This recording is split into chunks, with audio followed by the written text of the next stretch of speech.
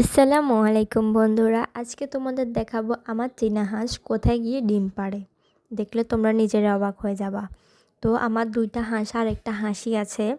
তো আমার হাঁসিটা সবসময় কিন্তু আমার খাঁচার মধ্যেই ডিম পাড়ে। যেহেতু শীতকাল সেহেতু ওদের আমি 10টা 9:30 এরকম টাইমে ছাড়ি, যার ফলে ও খাঁচার মধ্যেই ডিম পাড়ে। তো আজকে রোদ ওঠাতে আমি তাড়াতাড়ি ছেড়ে দিয়েছি, আরও খাঁচার মধ্যে ডিম পাড়ে নাই।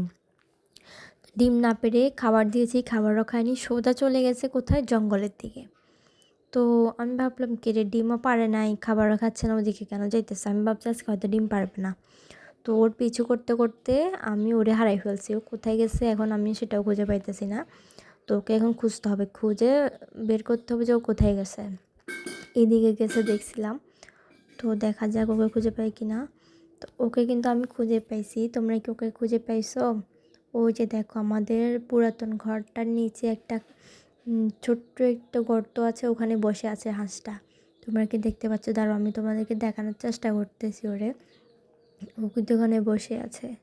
ওই যে দেখা যাচ্ছে কি না কমেন্ট করে জানো। ওর জন্য এখানে আমি আধা ঘন্টার মতো অপেক্ষা করতেছি। তো এখনও অবধি ওখান থেকে বের হয় নাই। ওই যে ঠোঁট দেখা যাইতেছে, দাঁড়াও তোমাদেরকে দেখাইতেছি ভালো করে। এই যে দেখতে পাচ্ছ, এখানে কিন্তু বসে আছে, ওই যে ঠোঁট দেখা যাচ্ছে।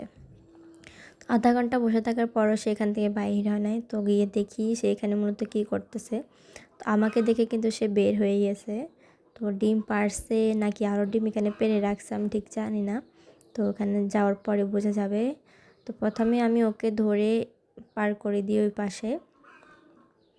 তো ওকে আমি এদিকে করে দিলাম এবং দেখা যাক এখানে কয়টা ডিম পাওয়া যায়। মাশাল্লাহ, তো আলহামদুলিল্লাহ এখানে একটাই ডিম। তার মানে এর আগে পারছে কি, পারলে কি এতদিন আর থাকতেছে নাকি এখানে।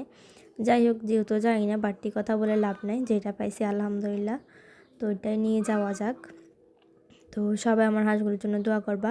আর ভিডিওটি যদি তোমাদের কাছে ভালো লেগে থাকে অবশ্যই সাবস্ক্রাইব করে দিও বন্ধুরা। তোমরা সাবস্ক্রাইব করলে এরকম